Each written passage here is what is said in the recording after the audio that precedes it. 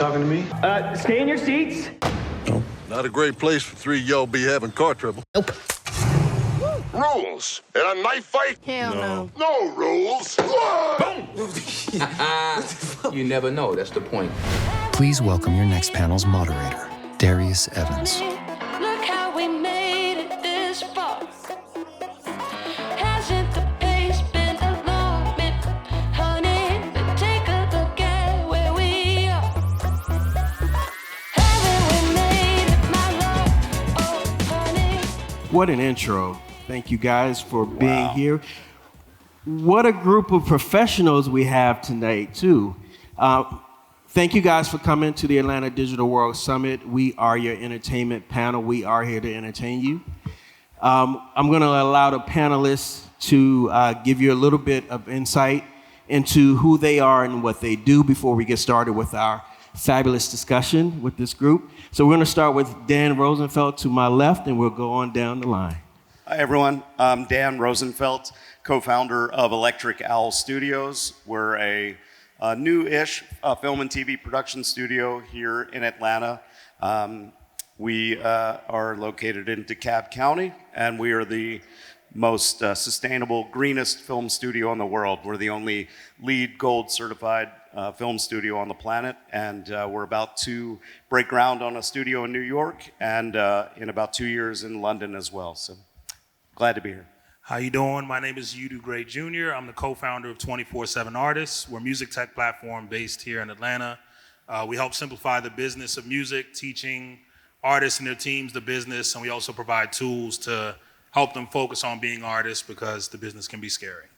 Mic check. Hi, good afternoon. My name is Nkhereanye. I'm a senior vice president of BMG Music Publishing, Berlin-based company, but I'm based in the LA office, but I also live here in Atlanta. Hey everyone, my name is Josh Harris. I'm the president and founder of Peachtree Media Partners, division of the Peachtree Group, and Gramercy Park Media, which is film financing. Well, hello everybody. I'm Tammy Hurt. I'm very happy to be here today. I am all things music. First and foremost, I'm a drummer. I also am a business owner, entrepreneur. I also serve as the head of music strategy and industry relations for Silver Comet Productions. Hey everyone, Matt Wilson. I'm a partner at Arnall and Gregory, and I chair our firm's entertainment and sports team. I mostly work in music, a little bit of film and TV, and random other things within the entertainment umbrella. So can we give our panelists a hand, please? Thank you guys for being with us. And if it's okay with you guys, I'm going to stand up during this interview. I want to do it Phil Donahue style. I'm going to do this from the audience. We do want to get the audience a little bit more involved in the conversation because we want to talk about what you want to talk about, right? We want to hear from you a little bit more. I'm going to start the conversations, and then if you have questions, just let me know, and we'll come to you guys. And so since we are a tech summit, we want to deal first with the 1,000-pound elephant in the room, and we've been talking about it all day, but we're going to talk about AI and how it affects the entertainment industry across the board. And let's start with the attorney on the panel. And I'm sure you're dealing with a lot of issues with AI on a daily basis.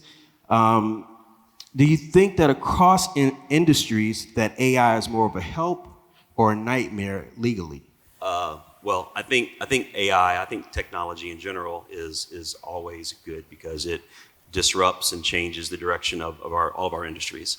I think there are dangers within the AI technology in the creative sense. I think the bigger danger is, which was discussed earlier, perhaps overreach, overregulation from the government's perspective in the manner of, squelching development before it's had a chance to really take root and allow creative folks to use it in ways that would blow all of our minds on the stage, I assume. Yeah, and we have people here from both the film side and the music side, and we know that AI is affecting entertainment as a whole. I want to talk a little bit to Dan about AI as it relates to physical production, right? As a studio owner, how do you see that how is AI changing the way production studios operate? I know you're ultra green as a studio, But from previs to post-production, what do you see as the biggest opportunities and challenges with AI for your business? Your side of it? I think in film and TV, it's all opportunities. I mean, obviously, challenges will exist in the loss of certain jobs and the addition of other new jobs, which I think technology kind of has done across all industries forever. So in film production, you know, I think a lot of people here are probably familiar with virtual production. The biggest show that did it to start things off was The Mandalorian on Disney, where they used these huge LED screens that wrapped around a stage like mine, and they were able to project images, you know, CGI on VFX on the screens and shoot them in real time. I think in the physical production world, AI is going to allow the generation of those images to be lightning fast. It may put some people out of work who were traditional VFX artists, and then they may transition into being AI artists, or they may find other avenues of work. But I think that the creation of all these kind of big VFX world building will go at such a fast pace compared to where they were. So that's one thing. I also think that they call them volumes, these big LED screens. I think the volumes will become more prevalent moving forward at stages like mine. That's how I see it so far. Right now, the cost to kind of build those big LED screens and run them through these incredibly fast computer systems using the Unreal engine is kind of expensive right now, but I think the costs, as with all technology, will go down. And I think that will allow for this virtual production to happen in stages around the world.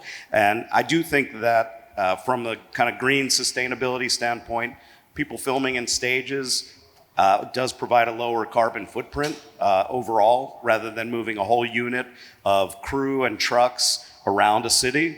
I also think it provides a safer environment and one that can get out of kind of hazardous weather conditions. So it's getting hotter out there around the world. It's getting, in some parts, rainier. So being inside of stages, from my perspective, seems to be where things might move. And AI, I think, will definitely be a big part of that. Certainly, and I'm not entirely well-versed in post-production and how it's using AI, but it's very clear that it's going to create a lot of opportunities for them and speed up processes. And I think just in general, you know, it just needs to be embraced, and everyone's fearful of what's around the corner all the time, but it's pretty incredible what's going on. I'm sure there'll be someone here to talk about kind of voiceover in film and TV and commercials and how that might eliminate the need for living actors, which obviously is not a great thing. But it's there, and it's not going to go away either. So I have a lot more to say about it, but I don't want to hog up time. So thanks. Yeah, no worries, man. Thank you for that. So Josh, I know you are in film funding primarily, but you're also a creative. You're also a producer of films. Let's talk a little bit about it from the creative aspect, right? And do you see it as more of a positive tool for the use of creators or creatives, or more of a challenge based on the use of AI for mass producing images of people and name, image, and likeness deals and situations? What do you think? Yeah, I think it's a extremely positive thing for our industry, with one caveat, that it doesn't diminish the creative and it doesn't diminish the human connection. Because we have to remember, the purpose of film, the purpose of television is storytelling. And that can only be done from a human to another human. In my perspective, AI should be used for enhancements, efficiencies, technology boosts, things like that. That's what AI should be used for, not to replace the human connection, but to enhance the human connection. So I think it's mostly a positive thing, Darius, as long as it doesn't diminish or infringe upon the human connection, which is the purpose of storytelling, which is the purpose of film and television. What Dan was talking about and some of those efficiency enhancements that it does make, when you think about location scouting, when you think about budgeting and line producers working, sometimes 20 hours a day trying to fine tune the budget. That can, those types of things can now be done using AI technology. That's going to create an enormous amount of efficiency in the space. Also, from a distribution perspective, if distributors can zone in and hone in on what an audience wants to see by taking these digital technologies and the AI technologies, and much the way that we do it in the advertising industry, you find out here's what the audience wants to see and how they want to see it. That kind of technology is going to only enhance our filmmaking experience, and certainly from a consumer's perspective, consuming the film and television. But again, not at the expense of the creative or the human connection. Absolutely. And just as a note, just this week, Variety has announced that Runway, which is a company out of Hollywood, kicked off its 100 Film Fund with grants up to $1 million for projects that use AI in the creation of the projects. So that's very interesting in how they're using it to kind of further the development of projects using AI. And I feel like in our industry, we tend to lead with fear. And it's not just film, it's also on the music side, right? And so I feel like AI hasn't permeated the music side as much, except in the world of analytics. And Tammy, I want to talk to you a little bit about seeing more AI-driven analytics and insights to predict hits and trends in the industry as it relates to music. How are you seeing these technologies to make business decisions and creative decisions based on analytics? Well, I would say, first of all, that AI isn't necessarily being used so much in music. I would say, first of all, I think it's the next big movement in music. I think that just like the electric guitar was for rock and roll, and the sampler was for hip hop, and the digital audio workstation was for EDM. I think that this will definitely be disruptive, but the music industry has already been using AI. Anytime that you hear a auto-tune, or anytime that you hear a beat synced up, or a pitch changed, using it to the advantage. With regard to, I think, making business decisions, I can speak from a practical conversation that I had with a good friend of mine who's a mastering engineer, and he was so freaked out. He's, oh my God, my job's going to go away. And I mean, this guy's won 4 Grammys in the last 5 years, and he's at the top of his game. But what this technology is going to do is going to allow the repetitive, as Josh said, become more efficient. So, is there a world, and I believe that there is, where the repetitive processes that, this particular person or, folks in the industry have, it's going to make you more productive because it can take care of those repetitive processes and make things much more efficient. So I think in terms of business decisions, I think that there's a terrific opportunity here to really maximize the time that folks spend on production and also post-production. I see this as, right now you can write a song. You can pull up Suno or Udio and write a song. But that doesn't replace the artistry behind what a film composer does. A film composer can, the nuance or the cultural context or all of the imagination and all of the nuance that goes on between a director and a composer, as far as I know, at this point in time, AI is not going to take the place of that. Yeah, so the main thing is sort of the tool, and the way that the tool is, it's a tool to be used by the industry and by creatives. And I want to talk to you, Yudu, a little bit about 24/7, right? So this is a technology platform that's changing the game as it relates to distribution. And we'll talk a little bit more about distribution as it relates to film and music. But as it relates to AI, are you using AI as a part of your platform? And do you see more platforms using AI as a tool? Absolutely. We support independent artists, and the reality is they're not paying full teams. They're not on a label where they have full staffs. And there are a lot more independent artists than there are signed artists. And the reality is they're doing it wrong without the right guidance and the right tools. So if you have the ideal scenario where you can hire the best teams and hire the best people, that's great. But if you don't, the tools we're building are gonna basically allow them to focus on being artists 24/7. That's the name. And what does that look like? Like, how do you manage your files? How do you manage your money? How do you manage your timelines and your deadlines? How do you manage your business? Right? A lot of those things can be automated. And then where we see people coming in is people now can be mentors, advisors. You can have an advisory staff. You can have a management team. But I think a lot of the mundane tasks in the entire creative process in all industries, but specifically for independent artists, for that kid in the bedroom with the guitar who just wrote a song and now has to figure out how to be a business, there's a lot of steps between where they are and where they want to be. And they're not paying someone. They're not taking a job because that kid doesn't have the thousands of dollars for consulting fees. They're not paying accountants. They're not paying lawyers. And until they need to get to that space, we want to provide tools that simplify, but not replace, because eventually when you need the people, you should have enough of your stuff together that those people now are coming in and helping you level up, as opposed to doing, I talk to lawyers all the time who are like, I do the same contracts 1,000 times, I charge $500, and that's not what I want to do. I don't want to charge the kid in the bedroom $500 for a simple agreement. I want to be in part of the big deal, help them with the smaller deals. I'm not speaking for the lawyers though. So does that mean you're coming for Matt's job with this? My job is to make better prepared artists, so that the lawyers aren't banging their heads against a table because the artists are moving before they get to the lawyers. Because what happens is, by the time they get to Matt, they've already done the wrong thing and they're asking him to fix it. If we do our jobs right, they should come to him in a better position. I'm sure you'd love it. Yeah, I think that just sums it up, right? It's like the AI is a tool to, it's for efficiencies, it's for resource allocation.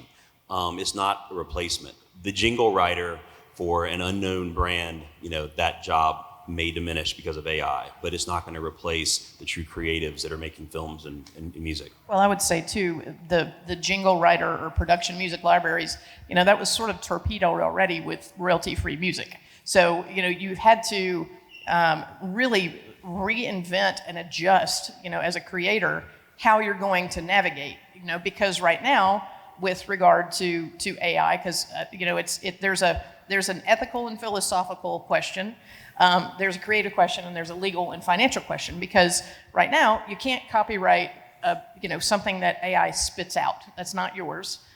Who gets paid? The question is, if there's no copyright and there are no royalties, there's no money. So how are, to me, that's the bigger question. And I'm curious to when the question comes up about, legislation, because, there is legislation that has been introduced in Tennessee, the Elvis Act that actually passed, that does protect creators. And I do think that, as we go along, there's also nationally the No Fakes Act. And if you don't know about it, you should. Look at the Human Artistry Campaign. Like, those are big groups that are doing big things, and they're doing really important things to protect creators. And I'll just add that there were protective elements that were argued by SAG recently in California legislation that was approved by the state of California, but then unfortunately vetoed by their governor. So it is an uphill battle, Tammy, for us to get to a place of resolution. And this is not something that's going to be fixed overnight. It's something that we're going to have to collectively, approach together and figure out how do we use AI for good and not for replacement. No, and I love it that you brought up the new legislation in Tennessee, right? Tennessee? The Elvis Act. Matt and I were talking about this a little bit earlier, and the question about it, and Matt, if you can explain a little bit more, but is it overreaching in terms of legislating the creativity out of the use of AI?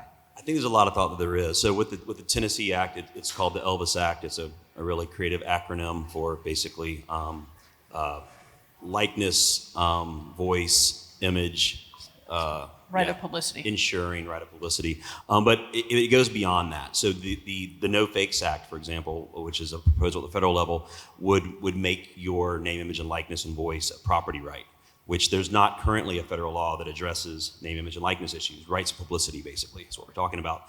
There's a patchwork of state laws. They're all very different, so depending upon where you're a resident, that's the law that applies to you currently. The Tennessee law has taken the Tennessee right of publicity, added voice into it, but expanded it beyond to not just apply to in the previous era.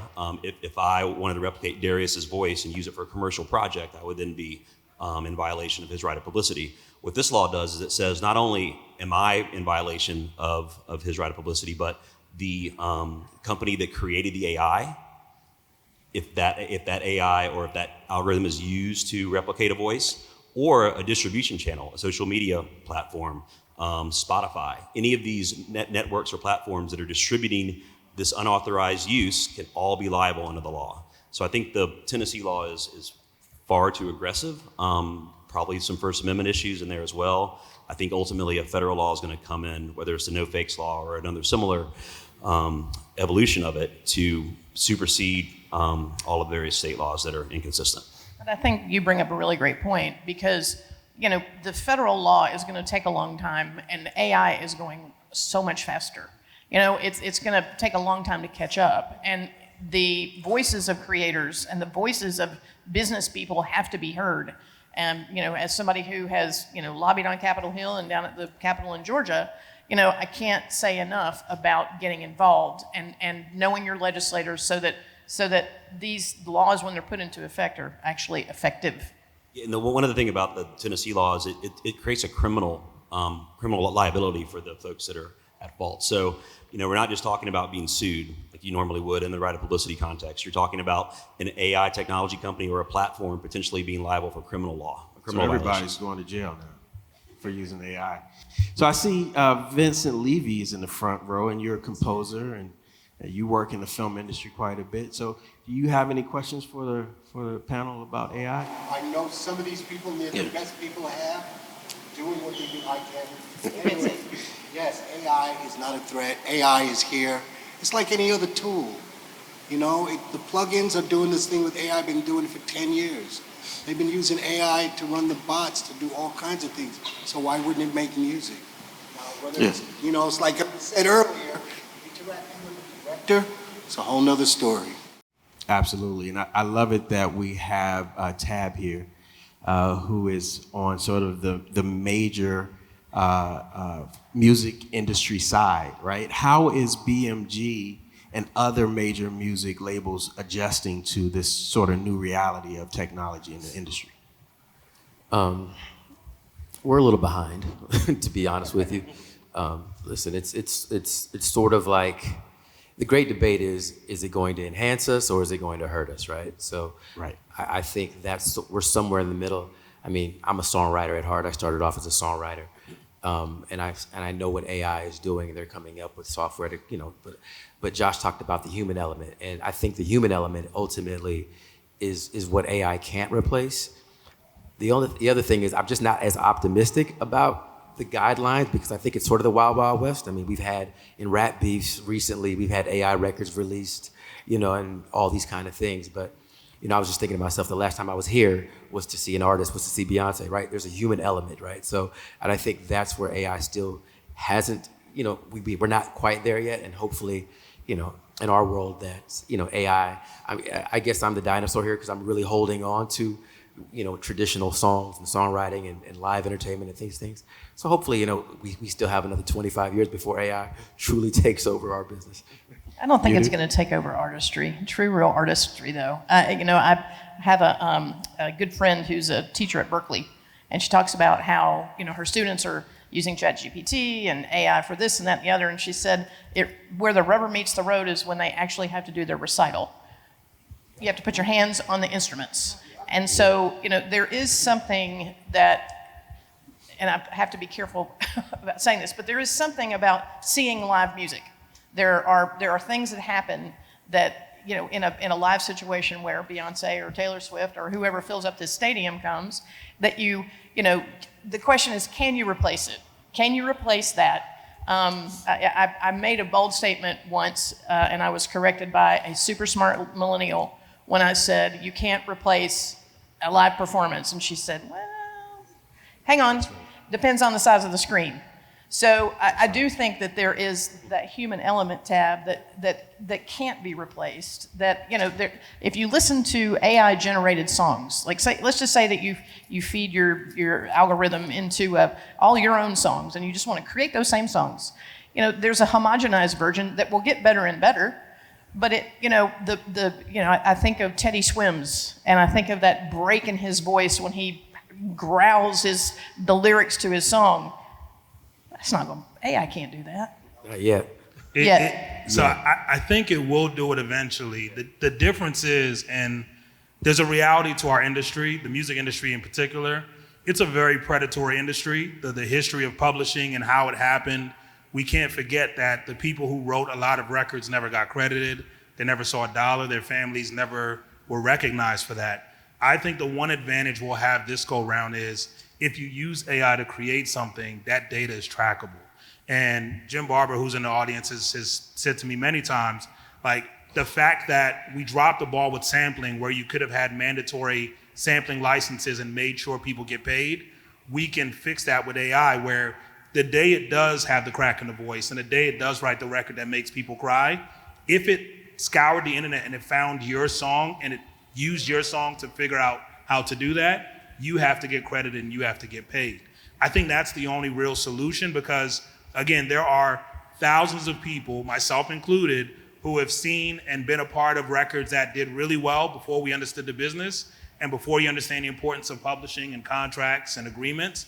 And then your work get used by somebody else and you're just in the back room telling people like, oh no, like they got that from me. And I've also seen a bunch of artists who you hear the song, you hear the vibe in every genre, and they're like, they stole that from me. That's my sound. And it's just he say, she say. But when the day comes that you can put into a computer, I want to sound like Tammy, and then I come out with a song that sounds like Tammy, you don't have to second guess, did Yudu steal from me? It's literally going to be like, yeah, 37% of the song came from Tammy. And I think in that world, Tammy should get that 37% or the right to say, don't use my work. So it's coming, but I think the difference now is it's not going to be as predatory. Can you copyright a sound? Like, can you protect a sound? So if Tammy has a sound, I guess this is a question for you, right? And AI comes and imitates that sound versus using her actual voice. Is that something you can actually protect? Well, copyright is a creative expression in a tangible term. So that in a tangible form. So that's what you're actually protecting when you register a copyright. So it's a song, it's a book, it's a movie. That's what you're protecting against infringement from. There have been cases. There was a Robin Thicke case a few years ago where the court came down and said that the feel of the song was so similar to the Marvin Gaye song that it was infringement.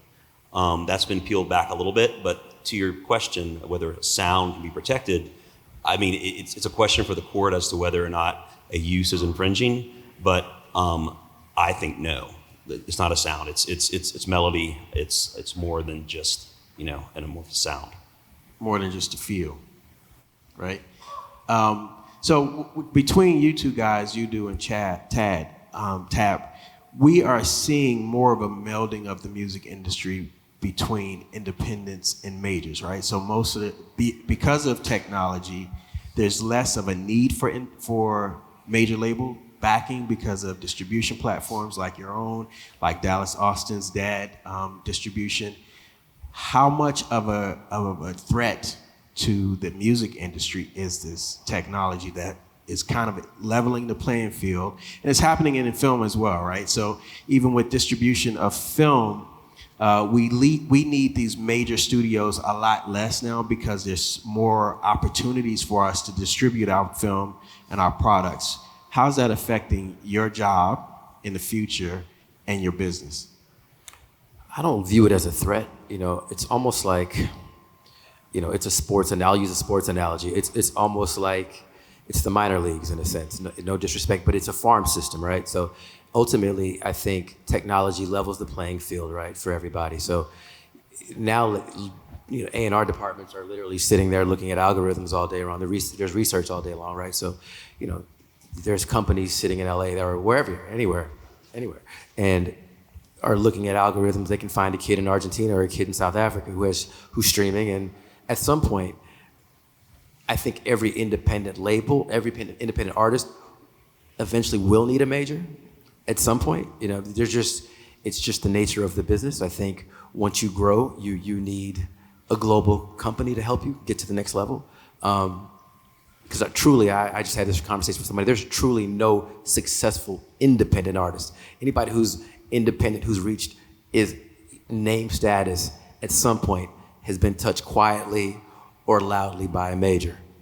I guess that depends on how you define success, right? So, you know, there are kids on TikTok and other platforms that are making millions of dollars without a major, and so they would consider themselves successful. They have audiences as well. Sure. Yeah, but when you say there's always another level, right? And at some point, and we see it, you know, like Daniel Caesar. You know, there's artists who walk around saying, you know, I'm independent, but you're really not independent because your money is coming from someplace else, right? And at BMG now we have a recorded music side and we have a distribution company as well, and you know, we're now getting a lot of artists who were at majors and who were traditionally, you know, and I guess old style deals, and now they're doing new deals, but you know, a lot of them still come to us with a major mindset, right? And they still want the things that a major provides. And so I think ultimately from an artist, you want to get your music to the masses, right? And I think, you know, streaming does help that, obviously, and YouTube and TikTok, all these things help that, but ultimately you all want the help of a major. I also think the analogy I use is soccer, right? Soccer is a global sport. There are many major leagues in soccer, and there is no one definite major league. Every 4 years you come together for the World Cup, and that's its own version of a major league, but it's just players from multiple leagues coming together to compete, representing a different form of a league. I think that's where the music industry is heading. You're gonna need the BMGs of the world, you're gonna need the Sonys, the Warners, Universal, because their major and their reach is different, but the difference now is there's gonna be a lot of artists who don't need to be attached to them directly. I like the soft touch approach, to reach a level of sustainability and success. Got it. And Josh, how does this translate to the film industry, right? With less of a need for major studios for distribution. I know you've done probably, I think, 30-something films just last year that you've produced and distributed or financed. Have you done them all independently? How does that mix work for you? And what do you see as the future in the film industry as it relates to distribution? Sure. So as it pertains to AI, we use AI technologies to, again, decide and determine what the consumers want and how they want to consume it.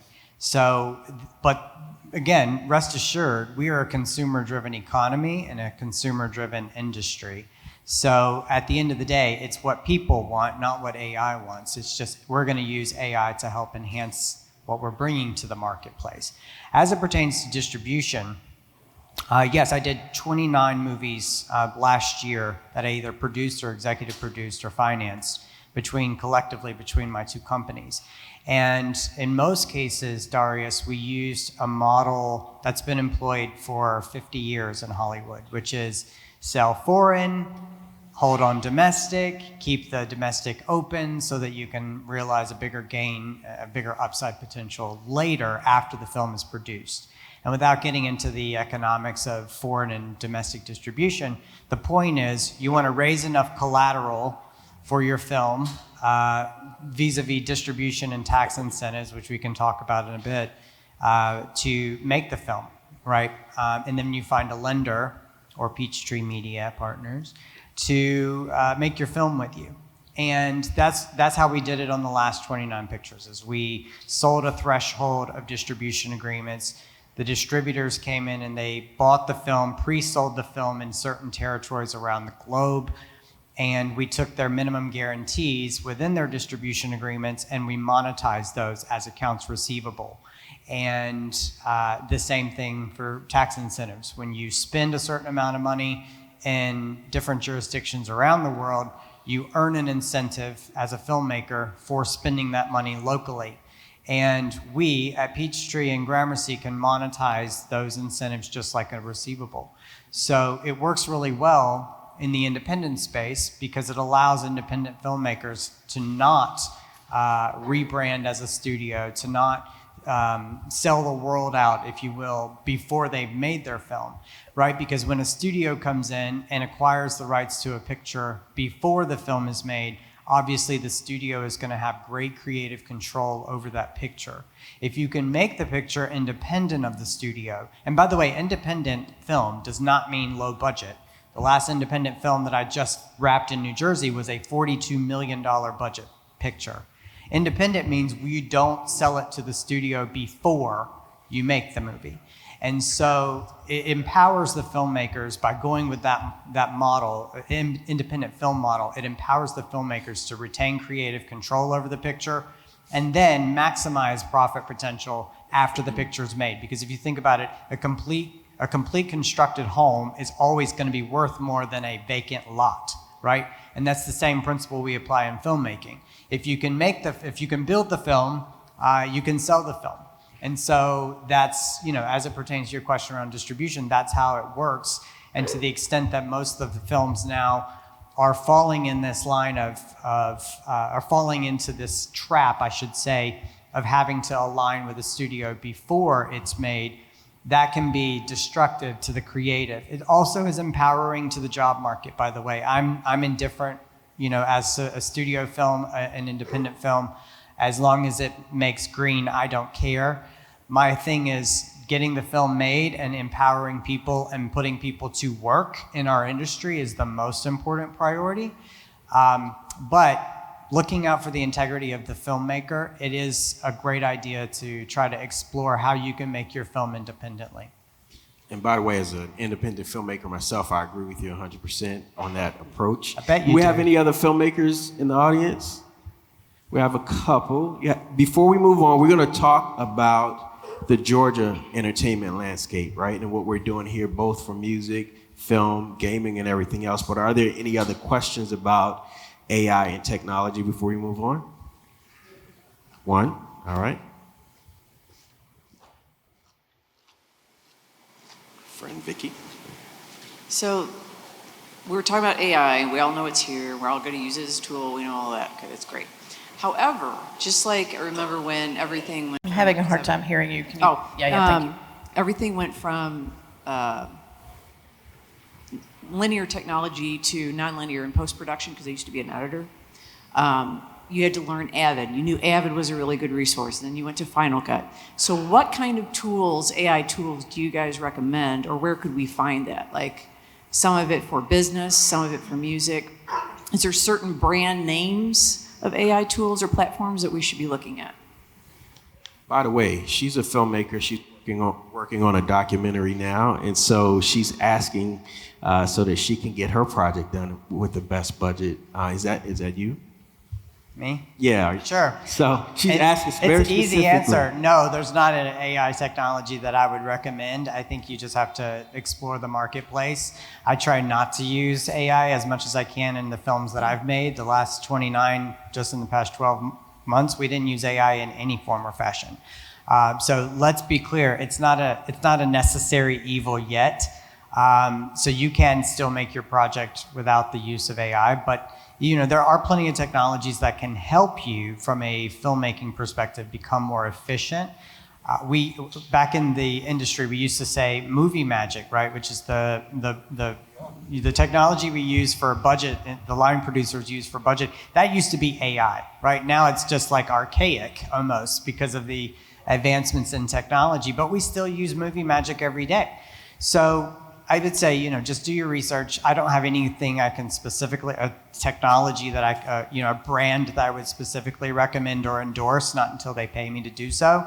But explore the marketplace and see what works best for you and your filmmaking needs.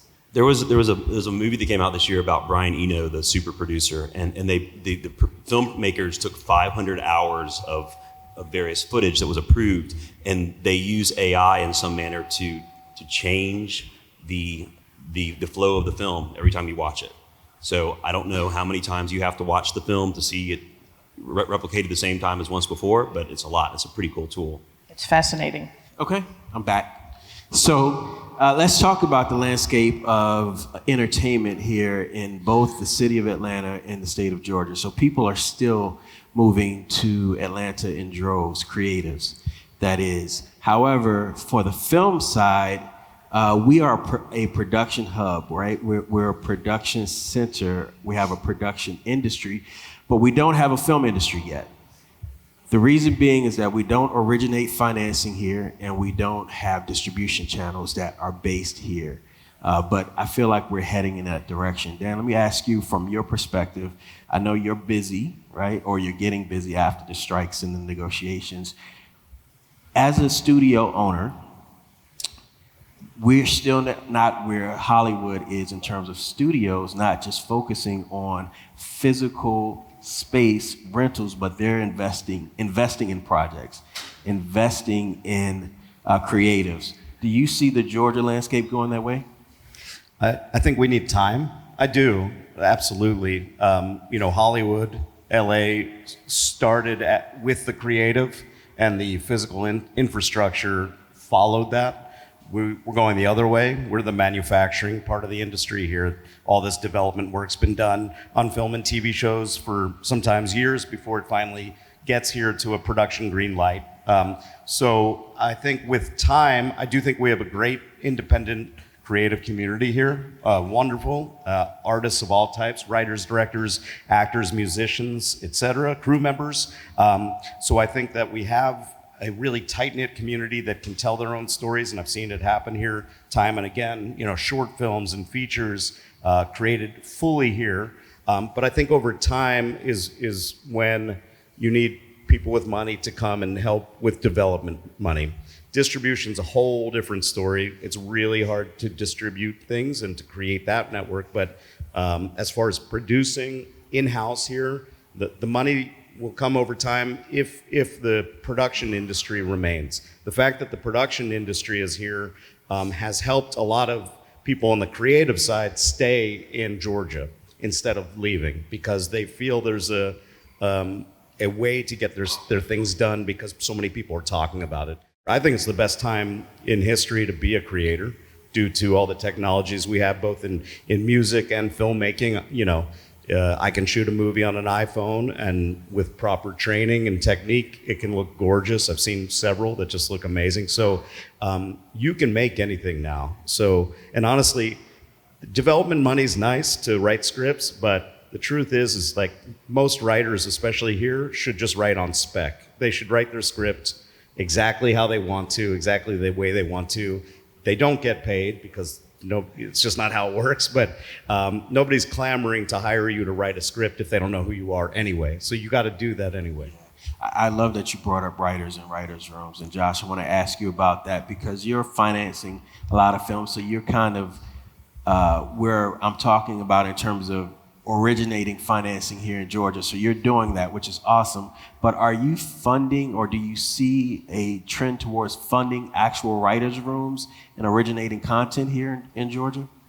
Yeah, so I think I agree with Dan.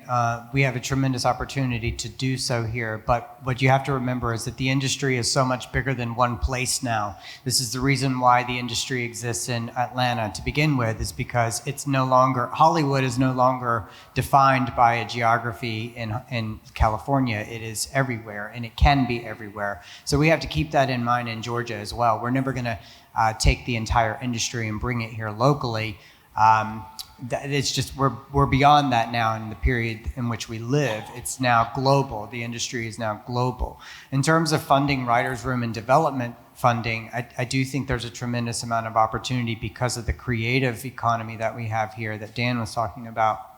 And there's so many people that have great ideas and they're eager. I mean, Atlanta is well known for being an eager marketplace, an eager city, where it's the city that doesn't sleep. It's like constantly people are trying to be better than they are currently. They're trying to live bigger than they currently are. That's Atlanta's reputation. And I think that translates very well in the creative world, because that means we have people who are eager to storytell and eager to do things creatively to change the world. As it pertains to funding that, it's a much harder uphill battle, as you can imagine. Dan said it right when he said most of the time writers just need to get in there, get gritty and get dirty and write their script, right? You can't expect someone to pay you to do that, not yet at least. And I fear that digital technologies are only going to make that even more complicated to raise development funding. for script writing purposes specifically. However, when you have a good concept and you have a good idea, if you can execute that and you have at least the genesis of it in script form, then there are companies like Gramercy, my other company, Gramercy Park Media, who can buy into that idea and put development funds, into something and actually help build that concept out. One of the things you left out when you were talking about the things that were missing in Georgia, I would be remiss, and anybody who knows me has heard me say this at least 1,000 times, it's post-production. The films that are being made here, the companies that are making money off of making films here, the studios, I challenge, I think it's incumbent, in order to create the full ecosystem, we are going to have to start post-producing here, and the success of that will be when the Atlanta Symphony Orchestra, 27-time Grammy Award-winning symphony orchestra, actually records the score to the next Marvel film. Okay, thank you, and you can clap for that. So I will say that there is a music industry here that has been overlooked. We have had study after study and work group after work group and bill after bill, and time after time, the rest of the industry looks out for their own, but they don't necessarily will look out for music. I would say that to fill these studios that are about 30% full right now, there is an opportunity right now to open up the conversation, just like Pinewood did over in the UK, and where the Foo Fighters went and rehearsed for a month, filled the studio up. I mean, there's all kinds of opportunities to build the ecosystem and grow this creative economy. And I am very fortunate to work with an amazing creator she and her husband have brought their business to Georgia, and they are fully creating here. They're writing, they're creating, they're post-producing, they're recording, and I think that we have got to have more of that in order to continue to see this industry grow. I appreciate you for bringing that up. Unfortunately, we're out of time, Josh. You're giving us the hook. So I did want to end on the music side, though, because I think that's an important point that you made. And if there are no more questions, I think we're done. Let's give our panelists another round of applause. Thank you, guys. Thank you, sir. I wish we had more time, but unfortunately we don't.